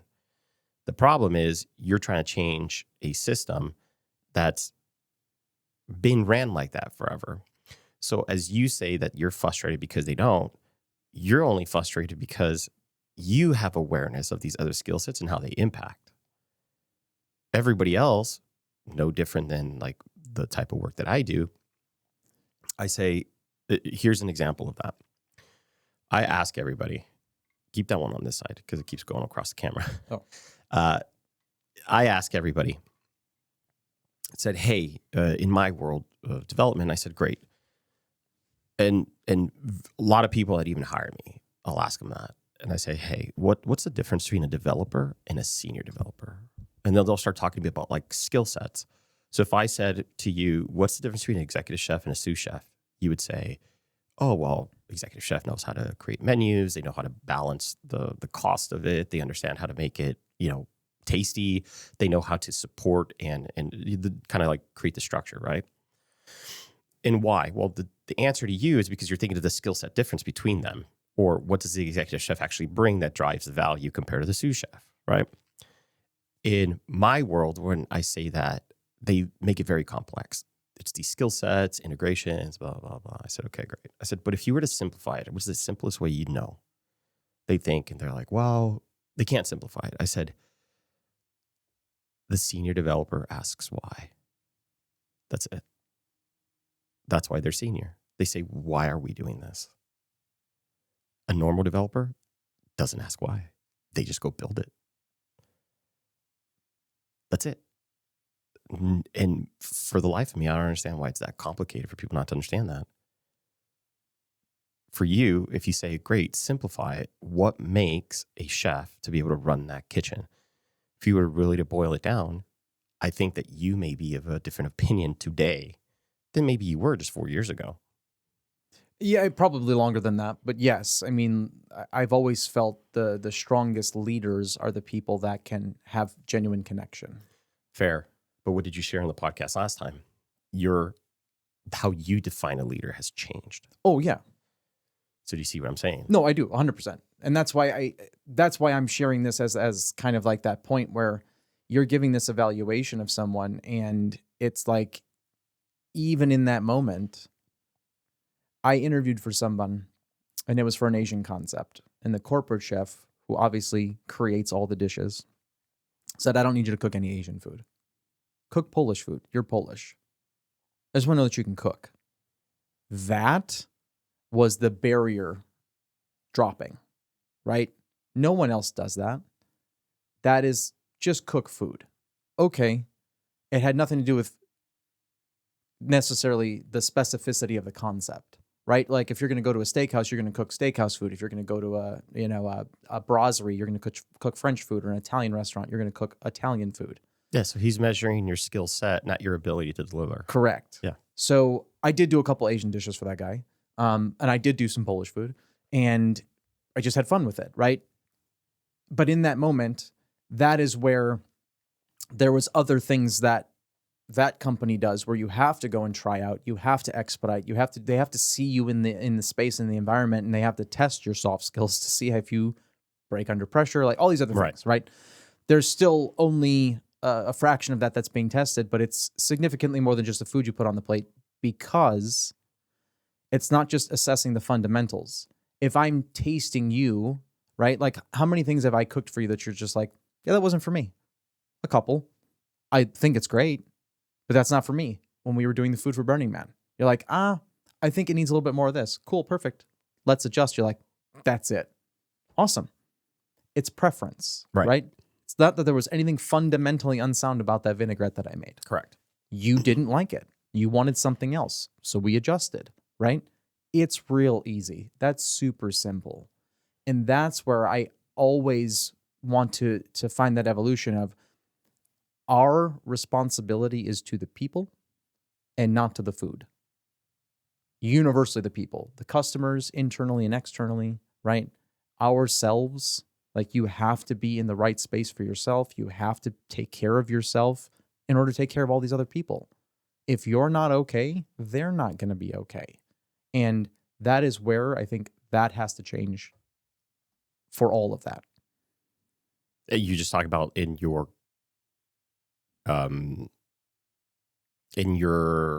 what would I say, your vertical of cooking. Correct. Got it.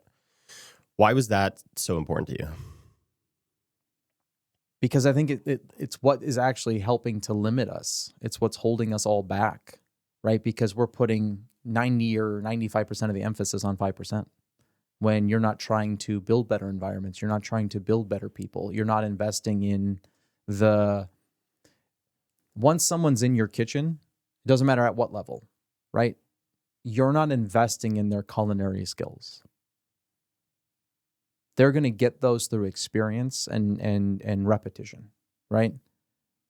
You're not sending them to training, right? Like, maybe it happens. I've been doing this a long time. You go and take educational classes, right? Like, you go and learn about this farm or these vegetables or that cow or whatever it is, right? But you're not going and getting, sent to training to learn how to make better things. You can go take classes on, like, molecular gastronomy or chocolate, sculptures, or those things. Like, you can go take like modules, right? But no one's going and sending you to school to learn how to cook better. Once you're in that space, you're just getting those repetitions. We could be investing in the other educational pieces. You could be giving people, like, when we used to do a lot of, like, the diversity trainings and things like that, like, you're giving those people those opportunities to learn about that stuff and making it a little bit more inclusive, right? Where you want people's minds to be a little bit more expanded and understanding. But why are you saying this now? Because I think it's what's going to improve the overall for a really, really hurt industry. That's what I'm getting at. You wouldn't have said this before. I wouldn't have said this 10 years ago. Until you recognize the value in it. 100%. So if you're going to employers, right, people that business is business. It's a zero-sum game. Do we make money or do we not? And that's why most people say founder-led companies are the ones that make the difference, because the founder's the one kind of beating the drum. When you just have businesses for the sake of operating to make money, none of that moves the bottom line. Because it's a soft cost, as they call it. I can't calculate it. I can't hard code it. Hard cost is like, for sure, we're going to order this much. We have to pay that much. Oh, look at the cost went up. We now have to pay more than what we used to. But the soft cost of that is like, I can't see how my $10,000 investment in you comes back to me tenfold. I don't see it. I don't know how to invest in you as a person, because they're all soft costs. And they're harder to quantify the result, right? Remember I said, hey, how would you quantify success? So same thing for them. They would have to put some sort of success criteria. But what do you hear? Everything I just says requires what? Somebody with a vision, somebody that knows what is possible and wants to create that there. And usually the people that do that are, again, back to the famous hard-ass chefs. It was, I will chew you up and spit you out. So if you stay after that, dude, you are hardened. You're a soldier. Great. That's one way of going about it. But what about all the other ways that you could have said, hey, let me build this person up, where I realize that it's not just about me punching them in the face, see how many times they get back up, but what about also developing them as people to be able to take those punches as they come, not from me, but from the feedback of the people. Right. Hey, that was done wrong. You're like, it's a preference, not a direct reflection of my performance. How do I meet this person where they need me to be for the sake of making them happy because they're the customer? Not, God, there's so many places that they won't even give you like salt or anything. Like, it has to come out perfect. It's like, but how do you've never met this person. Right. You don't know what their preference is. Mm-hmm. So why not give them the capability to say like, wow, this is almost there. I just need A1 sauce on this steak. And you're like, I was just going to say A1's always the level set, right? It's like, I don't care how nice the steakhouse is. I don't, right? Like, somebody's going to want ketchup and somebody's going to want A1, right? And as a chef, it's not that it hurts, because it doesn't, right? Like, that's ego talking. Well, to you, there are chefs where they're like, remember, like Gordon Ramsay would say, tell them to go eat somewhere else. Oh no, it's still in this town specifically, Yeah. and we wonder why we struggle. There are restaurants on the strip that do that, right? Like, and the answer still is no. And I'm like, that is wild to me. If I charge $200 for, Japanese snow beef, and you want to dip it in ketchup, I will give you a bucket of ketchup. That's how you want to enjoy that piece of meat? Feel free. Yeah.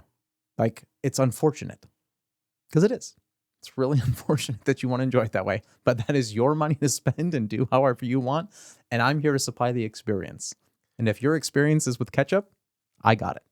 So how do we tie this all back to where we started, which we started with this idea of how to build these relationships where you want this intimacy and this depth. And now we got into where you feel like maybe some of this is missing in your field that you care a lot about, which is maybe that there's not enough depth to understanding chefs that have to drive vision compared to your just a number. Like, I could go get somebody else that could cook really well. Yeah. And is that what you're trying to highlight? Kind of, yes. There needs to be a greater focus on the people, right? Like, it doesn't matter what it is. Like, and I'm taking this because I'm going through the life experience of raising children, and I try not to manage my children, but, in management, it's like, they always compare it to, having children, right? Because they're all your children and you have to take care of them, right? And give them the direction and help them grow. I just feel like that is the mentality of it takes a village. Then we need to share that mentality in that environment too, right? Because I don't know everything. You know something that I don't, and vice versa. So if there's ways to commingle those things, right? It's not just sending you to training or going and doing this. Like, something I wanted to do in my last company was move people around for a period of time, right? It's not that I think that you can't run this place the best. What I think would be great is if you ran the Mexican restaurant for 6 months and understood those challenges, you could bring different learnings back here. Or go run this Italian restaurant, because that restaurant is a little slower than the pub, right? Than the sports bar. And you could get some learnings on table touching or whatever it happens to be. Like, you would handle situations differently. You would approach things differently, where I think there needs to be more cross-utilization of people. And it's something that I always did in kitchens, where I felt like people were less focused on the pastry department, and I made every sous chef work in the pastry department, because it's the one thing that can ruin an entire meal, right? Where that is something you need to be deeply involved in, because if we just did the last 45 minutes perfectly and they had to wait 20 minutes for a slice of cake that's already made, we did something wrong. And we just ruined someone's night because it took them longer to get their dessert than it did their entire meal. So a little bit of perspective for you, your own words. The employer is the customer. Fair. And they want it a certain way. And the idea is, can you meet that certain way of doing it? It's upon you, no different than with me when I send resumes out and I get literally 0 interviews currently. I'm like, man, this sucks. It's a personal hit. I have to look at that and be like, it's not a reflection of me. It's a reflection of the times. How do I meet the customer where they need me at? Right. But you can change. And this is where it sucks. Change happens individually and through a person. And as people experience you and the difference that you might bring compared to somebody they just had, right? That's the time that those people will start connecting dots. But you're talking about climbing a mountain, and neither you or I can climb it on our own. And it's never going to feel like we're on the downhill. The mountain is just going to always be uphill. Because for you to change that and that way of looking requires for a lot of people to see the value in it. And if you're behind in the back, the customers just know that there's great food. They don't understand what it takes to get that there. And when you basically take that and then you add the scalability of business to say, hey, we're doing really well, we should do better. That's where everything's lost. Because in order for you to scale, there's one you. How do I clone you? It's like, well, I try to hire somebody that understands me, but they have a different vision. They have a different way of looking at it. I honestly think that in order for us to change the world, it's going to have to descale, meaning it's not a race to the top by these organizations that could scale and buy out and get rid of competition, but it's going to have to be the competition of every individual person trying to cut a little slice out for themselves and then just run it. Like, be the person that I want to do that. The problem is the society we have today, everything is about how do I do something well and how do I scale that? Because I don't want to do this forever. Does that make sense? So we're always looking like an exit. What's my exit? Yeah, and somebody had shared the founder's mentality with me at one point, and it's like you have to be able to, at some point in time, step aside and let the growth happen, right? Like, you can't get in the way of the growth. And I think that mentality is even for interpersonal, right? Like, it's like you can't get in the way of your own growth. So got it. Like, I'm going to constantly evolve. I'm in a constant state of flux so that I can grow, become a different version or a better version or whatever it would be. But to your point, when you focus that on business, everyone is just concerned about making it good enough and fast enough so that it can be sold or it can make as much money as humanly possible. You have less people that are focused on the quality, less people focused on the end result, because it's a consolidation. Everyone's consolidating into these larger entities, not investing in the people. And that's when you see the frustration come out. And that's how we live in this chaos right now, where everyone's getting the same experience, right? It's just not a great experience. Well, that's why AI is where it is. It's how can we scale? How can we aggregate fast enough to create the same widget, but faster?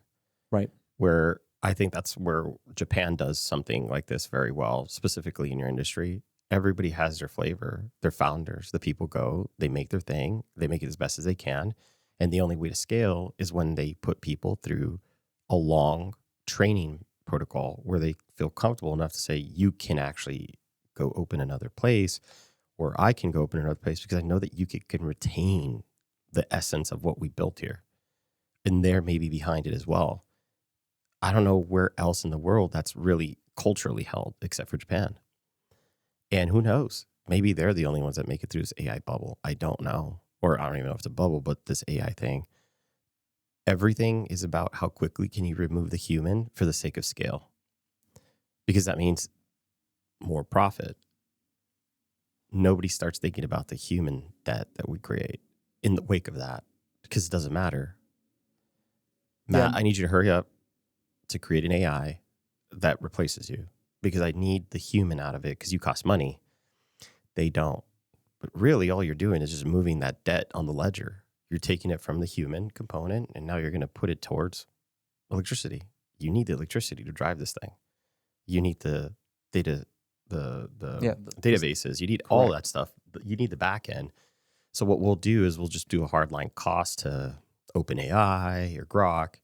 We'll pay them the 60% of what our overhead was and hoping that we're going to get at least 100% of the value. It's not happening, but it doesn't stop the race, and it doesn't stop all the people where their job is to get value to the stakeholder by saying, just get rid of the people. They And cost that's where money. like I'm looking at AI as an investment in improving the guest interaction, right? Not eliminating that human side of it. I want this to accentuate I mean, what we already do. Walmart doesn't agree with you. No, for sure. I don't think a lot of people do. McDonald's doesn't agree with you. They're trying to remove the human because you know how that goes. It's labor costs. Yeah, and listen, it's also it's labor and uncertainty, right? You can have a bad day today. You can. And I can't control you having a bad day. I can't control you having a good day, right? Your mom passed away and you had to come to work today because you have to come to work, right? You shouldn't have to, right? You should have time to grieve or mourn, but you had to be here today, right? And you're just carrying yourself that way. And a machine doesn't do that, right? A machine is programmed to do the 5 things I told it to do every single time without question, right? Until the machine itself fails, but it's programmed to do what it's supposed to do. Where I believe that there is a balance between those two, where it's, instead of eliminating, I can guarantee that there's these 5 touch points that you build on, but there are still 5 other touch points that I can make even better now, because instead of having that human focus on 10, they're only focused on 5. But I think that's what I hope that comes out of AI. It's not going to be pretty, though. It's going to be, we went so far left. How do we go back more right? Or really, it's a pendulum swing that we deal with life, right? Everything's too far left, now too far right, then go too far left, because that's the equal and opposite reaction. Nobody's looking for center, even with AI. Nobody's looking for center. It's the race to the end, right? As they say with AI, if you make an AI that makes paper clips before that's its protocol, it's going to do everything it can to maximize to make paper clips. Whatever that means in this planet, it just needs to make paper clips. So it will make paper clips.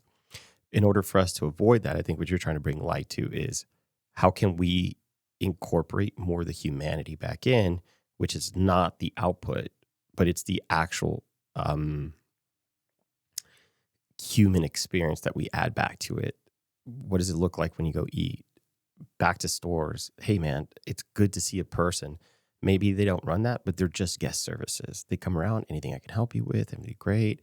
You know, more people per the self-register checkout, because then you have to wait, because now things happening 4 or 5 times at a time and there's not enough people. Bring people back in to say, hey, you have 2 people for 6 registers, so that you can at least have that customer service component, right? Which right now, that's not even on the register. That's not a variable that they're trying to maximize for. It is, how do we scale and just get human interaction out of it? Because more and more people are willing to, or being forced, however you want to see it, to interact with a machine. That's the difficulty. And I don't know how to solve for that. I don't know how to make that part of the variable. I think, unfortunately, it's not looking good. The only way that that's ever going to start is when people start asking what we were just talking about right now. How do I create an intimacy? How do I create connection? I seek more connection. Why can't I have it? Whereas I think it's too out of balance right now. No people are seeking connection. So the less connection they have, the easier it is to go to technology for. And because I can't go and have an open, honest conversation with you, because then I feel really bad about the reality you brought, I want an AI friend. I want an AI Matt, one that listens to me, one that does not disagree, one that's like, Steve, you're right. Because then I feel great. I never had to take on any of these difficult situations. The AI agrees with me. You know what? It doesn't agree with me. It actually has a ton of data behind it to make it agree with me, where I feel so good and I get so much dopamine hits from it. I don't even want to talk to a human again. Right. And then it has the manipulation piece that goes into it, because you don't know who's controlling it. Correct. Yeah. But there's no way to stop that. It has to be each person individually waking up, listening to podcasts like this, that have to question the why. Why am I doing what I'm doing? Why do I want that?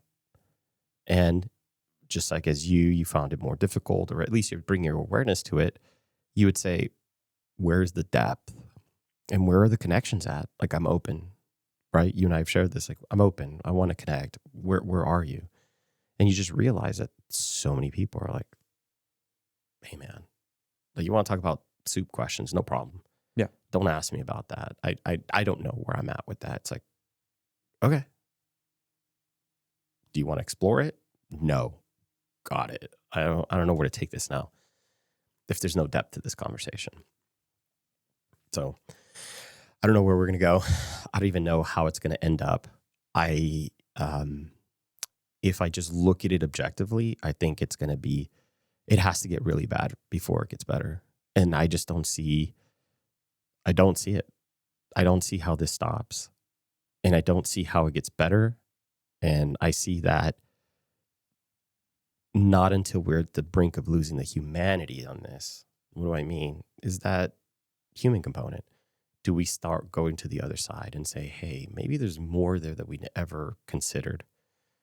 But like in anything in life, even yourself and myself included, there had to be a learning moment, and Sure. we can't stop it. But you and I have had lots of conversations about dopamine, Yep. right? So everything's a dopamine touch. Mm-hmm. It could be social media. It could be food. It could be anything, right? Alcohol. Yeah. The problem is what we found is we've been so immersed in this so fast that you're not willing to give up your fast food addiction. So you're willing to concede the human interaction and go to a kiosk or order on an app in order to get your fix because you need it. You want it. And until we decide that we're not willing to take that dopamine hit, that cheap dopamine hit, whatever it happens to be, I don't care what it is, at the sacrifice of the human connection, right? It's not just going to the grocery store and you having to check out your own, your groceries, right? It's all the other things that go along with that, where we've eliminated that human touch point and we've all just accepted it universally. And it's the erosion of all of those things that will build the foundation to the next step. But we have to not allow those things to be rooted in our dopamine hits, right? Our wants, our needs, that we're 100% in control of the choice, right? I don't have to choose to interact with these things. I can choose to go to a different environment, right? Like my mom refuses to go to the self-checkout. She will always go to a person, right? I want to talk to that person, even if it's for 30 seconds. Got it. Or if I have two things, I'm going to go to the self-checkout. If I'm buying 40 things and I know that there's larger things in my basket, I'm going to go to the person because they can scan it faster, right? Or if I have 10 cans of beans because I'm making chili, I don't want to scan each one of those individually and have the computer register me putting each one individually into the bag. I can just go through the line and they can scan all 10 and have a nice day. But these are all choices of yours, right? Yeah. So I guess like that's what we're asking for anybody listening. Just take a moment, think about this, think about it. What is it that matters to you? What change do you want to see in the world? And then stand for it, right? Be that change. And if you find yourself that you feel more comfortable with no connection or with no challenge to your life, or you know what, you just if you look at yourself and you say, you know what, I do everything. I order food in. I don't go to the stores. I find it very challenging to talk to people. I feel scared to talk to people. Maybe this is the moment for you to say, hey, I don't know how healthy that is. Because ultimately, the more that you remove the human, the more the machine enters. And if that's the reality that you seek, it's okay. It's coming. You're going to have your day in the sun. For everybody else, you need to start asking that and figure out what you're going to do about it. Because nobody's going to come to save us. It's an individual thing. yeah, we're all in it together, but it is an individual choice that we have to accept as the collective, right? So it's always going to be in mass. If you choose as a larger group to make these decisions, it's going to be easier for us to find those interpersonal human connection than it is to, again, I think that there's good ways to use technology, but technology is being used against us. And that's where I think the disservice is happening, is now it's used to maximize us as a dollar, right? As a zero, as a one, like we're being maximized instead of us using it as a tool. We're the tool now. It's like, how do we draw every dollar out of that human being, whatever it happens to be, right? If it's, pulling out all your emotion, pulling out all your money, pulling out all, whatever it happens to be, we want to extract all of that potential that you have inside of you. And that's the scary part, right? Because now we're so drained on every level, and we're maximizing for the wrong thing is what you're saying. Yeah. Appreciate it, brother. Thanks for coming by. Yeah, man. Chatting about it. I'll come by anytime. Love you. I love you too, man.